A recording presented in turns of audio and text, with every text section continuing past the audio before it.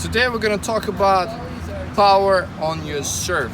If you're lacking power, stay tuned and we're going to show you most important elements to generate power on your serve. Most importantly, we have to understand that power without control doesn't work. So we're going to combine those two elements and we're going to talk about small details that can keep control on your serve and generate power so you can be consistent and hit at least 70% of your powerful serves in. Most of the time you're going to use powerful serves on your first serve. Sometimes, of course, depending on the score, you can use as a second serve as well. So let's think about where does power come from, right? Some people say majority of power comes from your legs, some people say core, some people say shoulder rotation, some people think about pronation and other things, racket speed, acceleration and whatnot. But in reality, it's combination of all those elements. So if you don't use your legs, you're not going to get 100% power. If you don't use your core, you're not going to get 100% power. If you don't use your shoulders, you're not going to get 100% power. So we obviously don't know what you're lacking, but hopefully after this video you're going to realize which part of the serve you're missing and you can add it to your serve and generate a lot more power on your serve. Alright, so let's start being realistic. Without a good toss, it does not matter what kind of serve you're trying to do, you will not be able to generate power. So I'll give you a short example. If I'm tossing the ball and I'm not really focused and I'm tossing the ball here and I'm tossing the balls here and it's not consistent, it doesn't matter what kind of swing I have. I can have a swing like Roger Federer and I'm still not going to be able to generate power. So I would suggest for you, if you don't have a consistent toss, number one, start working on your toss.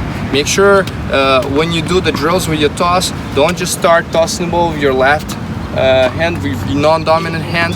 You make sure you use the whole swing. Make sure you're just not hitting, but you're doing the whole swing with bend of your legs and bend in your on your lower back, because that will be the rhythm for your toss. Otherwise, if you just toss and you might feel comfortable, but as soon as you add other elements, it will become a little bit challenging. All right, after you work on your toss, and obviously people toss a little bit different. Some people just extend their arm in front and toss the ball straight up in front of them.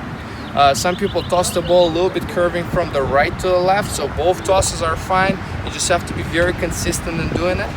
Now we're gonna work on your legs. So after you toss the ball, load, and make sure feel how you load both of your legs. I find a lot of players overuse their front leg, so they put all their weight on it. So when they jump, they're almost using just one leg. So you want to make sure you're using both legs. So when you toss, load and feel how your legs are loaded. So that's where you're gonna jump up and forward to generate most amount of power.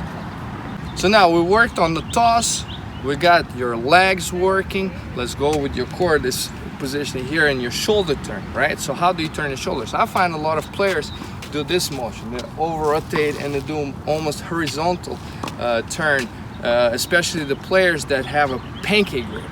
And yes, you can get quite a bit of power on pancake grip, but you're not gonna go to your limits where you get the maximum amount of power. So if you have a pancake grip, please change to continental or towards a little bit towards your backhand, one-handed backhand grip.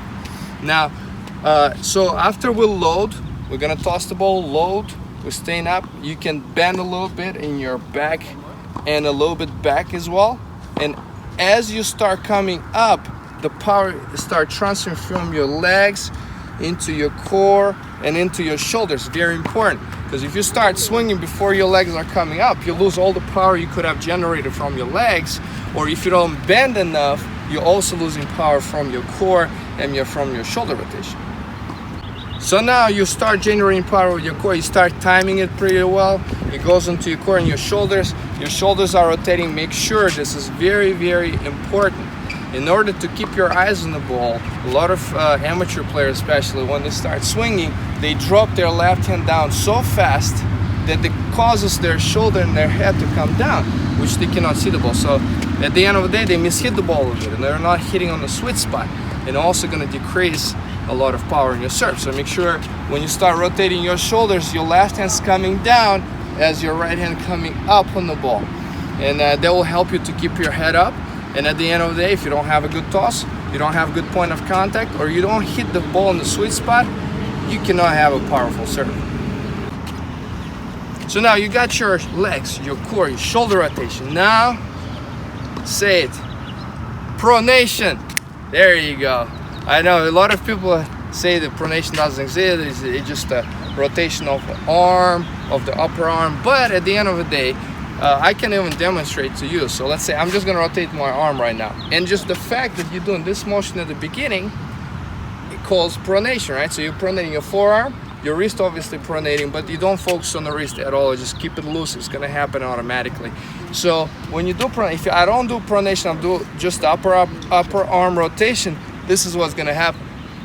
And I'm gonna finish like that. So my racket is gonna come down flat. Think about it, if you generate 120 miles an hour racket speed, what's gonna happen? Boom, it's gonna hurt. I promise you, you're gonna hit yourself in the leg, or you'll have to slow down through the point of contact, because there's so much rotation I can get in my upper arm. So you see, I'm trying as hard as I can, this as much as I do. Now I add my forearm, and you can see how much more I can add to it. Yeah, it's a small element, probably adds about 10-15%, but it gives you consistency, it gives you a little bit more power. The 10 miles an hour extra, they can give you a lot more aces at the end of the day. So let's cover up everything. So we have the toss, we got using our legs, core, shoulder turn, we have a pronation, point of contact, not dropping your left hand down, and now let's talk about a little bit about acceleration. So you have to time your acceleration correctly. But in order to have a maximum amount of acceleration, you have to be as relaxed as possible, considering that you're gonna hit the ball in the sweet spot. Obviously, if you hit the ball off the sweet spot, you're gonna probably shank the balls all over the place. But assuming you watch the ball, you hit the ball in the sweet spot, the racket at speed, maximum amount of racket speed happens through the point of contact. That's where you're gonna have the most consistent, most powerful serve. Some people start accelerating way early, but the time when the racket comes to the point of contact, the ball just spreads, because the racket speed actually stays the same or decreased by the time you hit the ball, and that the ball just not gonna stay long enough on your strings, and you're gonna miss the ball deep.